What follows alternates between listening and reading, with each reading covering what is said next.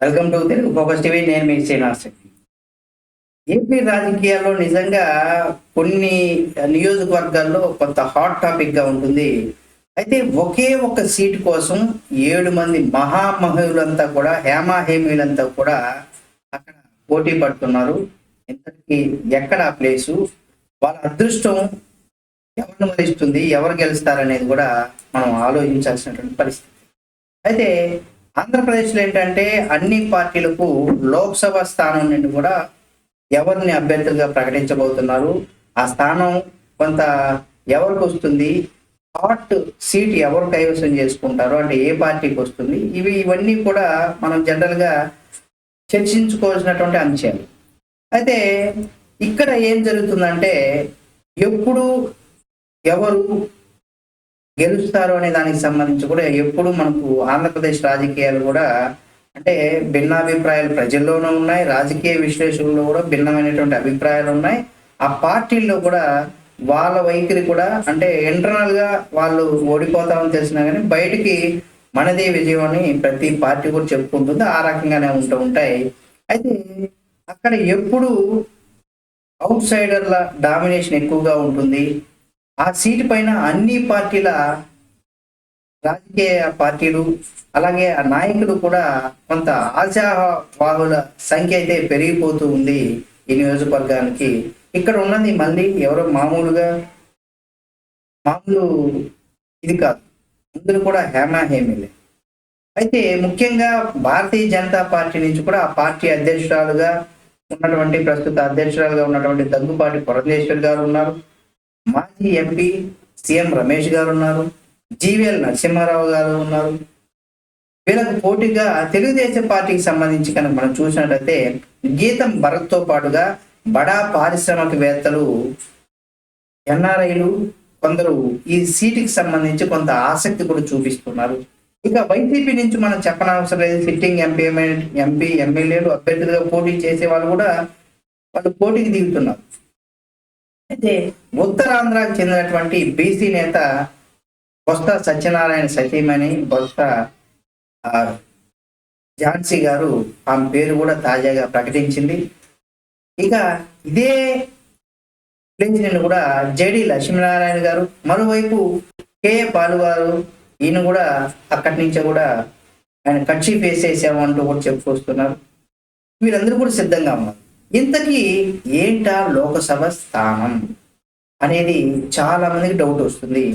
ఏంటి ఏమి అసలు ఎవరికి అక్కడ ఏ విధంగా ఉండబోతుంది అనేది కూడా మనం ఈ వీడియోలో తెలుసుకోవాలంటే పూర్తిగా మీరు స్కిప్ చేయకుండా చూడాలి. అప్పుడే మీకు అర్థమవుతుంది. స్కిప్ చేసినా డ్రాగ్ చేసి చూసినా మీకు అర్థం కాదు. అయితే ఆంధ్రప్రదేశ్ లో 25 లోక్సభ నియోజకవర్గాలతో పాటుగా విశాఖ పార్లమెంటుకు ఉండే స్థానం పేరు అంటే రాష్ట్రంలో అతి పెద్ద నగరం అదే. మెట్రో సిటీగా, కాస్మో నగరంగా, సముద్ర తీర నగరంగా ఇలా ఎన్నో ప్రత్యేకతలు కలిగినటువంటి అద్భుతమైనటువంటి నగరం విశాఖ నగరం. ఇది 7 అసెంబ్లీ సెగ్మెంట్లు కలిగి ఉంటుంది. మొత్తం సుమారు 17 లక్షల ఓట్లతో విశాఖ నగర పరిమితి అంటే పరిధిలో నార్త్, సౌత్, ఈస్ట్, వెస్ట్ ఇలా మొత్తం కూడా ఈ నియోజకవర్గంతో పాటుగా గాజువాక కావచ్చు, భీమిలి కావచ్చు, ఎస్కోట నియోజకవర్గాలతో పాటుగా కలిపి ఉండేటువంటి విశాఖ లోక్సభ స్థానికేతర నేతలదే ఆవా ఎక్కువగా కొనసాగుతూ ఉంటుంది. 2004లో చూసినట్లయితే నేదురుమల్లి జనార్దన్ రెడ్డి, 2009లో పురంధేశ్వరి గారు, 2014లో కంబంపాటి హరిబాబు, 2019లో బిల్డర్ అయినటువంటి ఎంబీబీ సత్యనారాయణ ఎంపికైనటువంటి నేపథ్యం మనం చూసాం. దీంతో స్థానికేతరులకు కూడా ఇక్కడ ఎక్కువగా విజయ అవకాశాలు ఉంటాయి. అవి పుష్కలంగా ఉండడంతో ఎక్కువగా బయట ప్రాంతాల నుంచి వచ్చే పెద్ద నేతలందరూ కూడా విశాఖను ఆశ్రయిస్తూ ఉంటారు. అందులోనూ ప్రముఖ విశాఖ ప్రస్తుతం విశాఖ ప్రతిపాదిత రాజధానిగానే ఉంది. అంటే జగన్మోహన్ రెడ్డి గారు విశాఖను కూడా రాజధాని చేస్తున్నా అంటున్నారు. దీంతో విశాఖ పైన కూడా పాగా కోసం అన్ని పార్టీలు కూడా ప్రణాళికలు రచిస్తూనే ఉన్నాయి. బీజేపీకి సంబంధించి కనుక మనం చూసినట్లయితే ఇక్కడ ఆశ్చర్యంగా ఉన్న విషయం ఏంటంటే భారతీయ జనతా పార్టీ నుండి పోటీ చేసేందుకు కూడా నేతలు పెద్ద సంఖ్యలో ముందుకు రావడం ఇక్కడ విశేషం. 2014లో భారతీయ జనతా పార్టీ తరపున పోటీ చేసినటువంటి కంభంపాటి హరిబాబు అప్పట్లో వైఎస్ఆర్ కాంగ్రెస్ పార్టీ అభ్యర్థి అయినటువంటి వైఎస్ విజయం పైన సంచలనమైనటువంటి విజయాన్ని కూడా నమోదు చేశారు.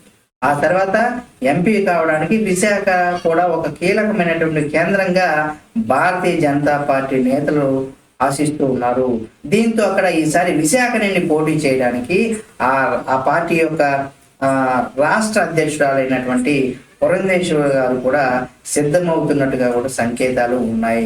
ఇదే సమయంలో ఆ పార్టీకి చెందినటువంటి 2 రాజ్యసభ సభ్యులు కూడా విశాఖ పైన కూడా దృష్టి పెట్టడం అని ఇక్కడ విశేషంగా మనం చెప్పుకోవచ్చు. అయితే ఇక్కడ రాజ్యసభ సభ్యులైనటువంటి జీవీఎల్ నరసింహారావు గారు కావచ్చు, సీఎం రమేష్ గారు 2024లో ఏప్రిల్ నెలలో ఎంపీగా వాళ్ళకి గడువు అయితే ముగిస్తుంది. అంటే అయిపోతుంది గడువు.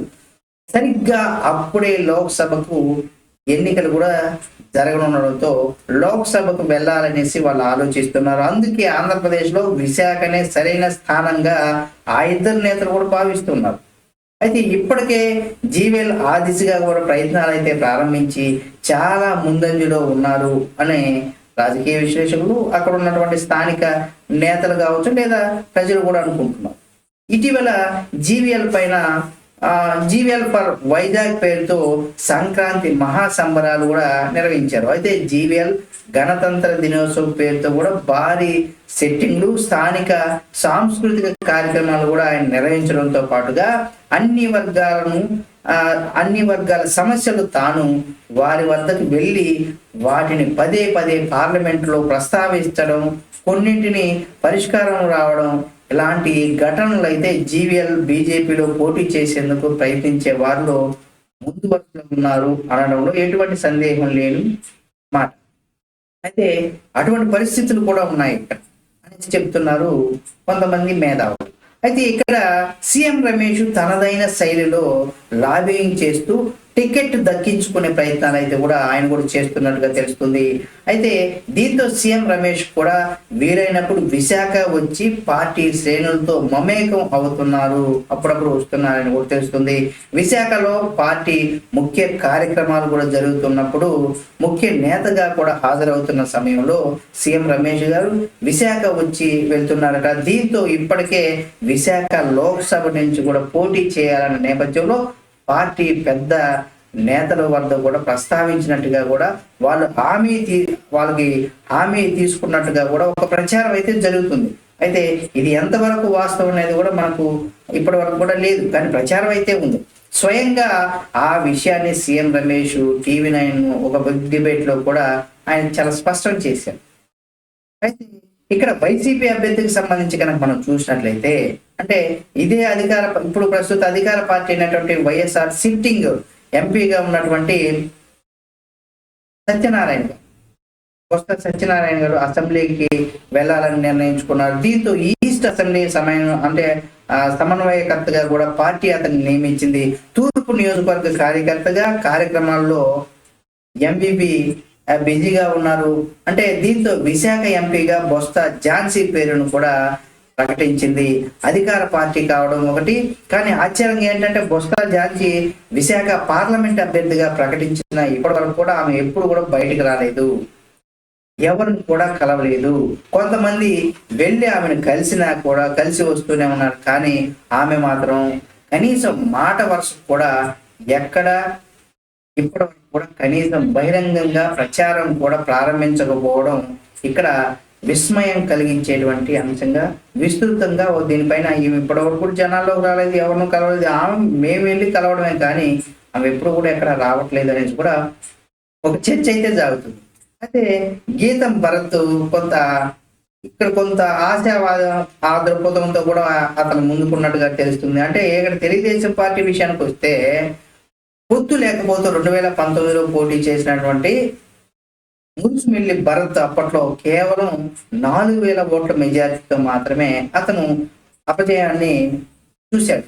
దీంతో తిరిగి అతనికి కొనసాగించేలా కూడా తెలుగుదేశం పార్టీ లేదంటే జనసేన అభ్యర్థి లేదా బీజేపీతో పొత్తు ఉంటే, అంటే ఇప్పుడు బీజేపీతో పొత్తులో వెళ్ళేటువంటి అవకాశం ఎక్కువగా ఉంది కాబట్టి జనసేన అభ్యర్థి కావచ్చు లేదా బీజేపీ అభ్యర్థులుగా అక్కడ పురంధేశ్వర్ గారు నిలబడవచ్చు, లేదా జీవీఎల్ గారు నిలబడవచ్చు. కాబట్టి ఆ పార్టీకి చెందినటువంటి వాళ్ళు ఎవరైనా ఈ స్థానాన్ని అడుగుతారనేసి కూడా మనం చెప్పుకోవచ్చు. లేదంటే వైసీపీ బీసీ మహిళా నేతలకు అవకాశం రావచ్చు. కాబట్టి ఇక్కడ బీసీ నేతలకి అవకాశం కనుక ఇవ్వనున్నారా లేదా అనేది కూడా అక్కడ తేల్చుకోవాల్సినటువంటి పరిస్థితి రాజకీయ పార్టీలకు ఉన్నాయి. మరోవైపు ఏంటంటే నాటి పోటీ చారిత్రక అవసరం కనుక మనం చూసినట్లయితే, అంటే అప్పట్లో దీనికి సంబంధించి కనుక మనం చూసినట్లయితే 2019 ఎన్నికల్లో ఇది హాట్ ఫేవరెట్ బరిలో దిగి 3వ స్థానంలో పరిమితమైనటువంటి సిబిఐ మాజీ జేడి బివి లక్ష్మీనారాయణ, అంటే జేడి లక్ష్మీనారాయణ గారు తాను ఎలాగైనా విశాఖ లోక్సభకు పోటీ చేస్తానని చెప్తూ వస్తున్నారు. తాజాగా ప్రత్యేక హోదా, విభజన హామీలు, దీనికి సంబంధించి సాధన అంటూ కూడా తాను ప్రకటించి జై భారత్ పార్టీని కూడా ఆ పార్టీని స్థాపించి దానికి నేతగా ఒక రోజు దీక్ష కూడా చేశారు. ఆ పార్టీ తరఫున ఆయన కూడా బరిలోకి దిగేటువంటి అవకాశం ఉంది. అలాగే ఇక్కడ మరొక విషయం మనం చెప్పుకోవాలి. ఎందుకంటే ఇక్కడ ఒక రీసెంట్ గా కేఏ పాల్ గారు తనను కూడా ఏకగ్రీవం చేయాలంటూ మిగిలిన పార్టీలేవి కూడా ఇక్కడ ఉండవు. అయితే మిగతా పార్టీలేవి కూడా తన పైన పోటీ చేసేందుకు కూడా ఆసక్తి చూపడం లేదంటున్నారు ఆయన. అందుకే YSRCP MP MBV Satyanarayana drop అయ్యారని, తెలుగుదేశం పార్టీ నుండి కూడా సహకారం వస్తుందని, కేవలం భారతీయ జనతా పార్టీకి చెందినటువంటి నేతలు తమపైన పోటీ చేసుకోవాలంటే వాళ్ళు ఆలోచించుకుంటున్నారనేసి కూడా కేఏ పాల్ చెప్పుకొస్తున్నారు. దీంతో విశాఖ ఎంపీ సీట్ ఏదైతే ఉందో ఇప్పుడు హాట్ టాపిక్ గా మారింది అనడంలో ఎటువంటి సందేహం లేదు. ఏ పార్టీలో ఎవరు ఏ స్థానం దక్కించుకుంటారా లేదా, ఎవరెవరికి విజయ అవకాశాలు ఉన్నాయి, ఇలాంటివన్నీ కూడా ఇప్పుడు బాగా చర్చించుకోవాల్సినటువంటి అవసరం. ప్రజలు ఎవరికి ఆ స్థానాన్ని, అలాగే ముఖ్యంగా ఎవరికి తీర్పు, ఏ పార్టీ అక్కడ అధికారాన్ని చేజిక్కించుకుంటుంది, విజయాన్ని సంపాదించుకుంటుంది అనేది కూడా మనం చూడాల్సినటువంటి పరిస్థితి ఉంది. కాబట్టి చూద్దాం ఏం జరుగుతుంది. మెయిన్ గా అక్కడ లోక్సభ స్థానాన్ని ఏ పార్టీ కైవసం చేసుకుంటుంది, ఎవరు గెలుస్తారు, ఒకే పార్టీకి సంబంధించినటువంటి ఇంతమంది నేతలు ఎవరు ఫైనల్ గా వచ్చిన తర్వాత ఎవరు గెలుస్తారు, ఇలాంటివన్నీ కూడా చిక్కుముడులు వేడాలంటే మరికొన్ని రోజులు మనం వెయిట్ చేయక తప్పదు. ఈ వీడియో కనుక మీకు నచ్చినట్లయితే లైక్ చేయండి. ఈ వీడియో పైన మీ అభిప్రాయం కామెంట్ రూపంలో తెలియజేయండి. మరిన్ని వీడియోల కోసం Telugu focus TV channel subscribe చేసి పక్కనే ఉన్న బెల్ బటన్ నొక్కడం మాత్రం మర్చిపోకండి.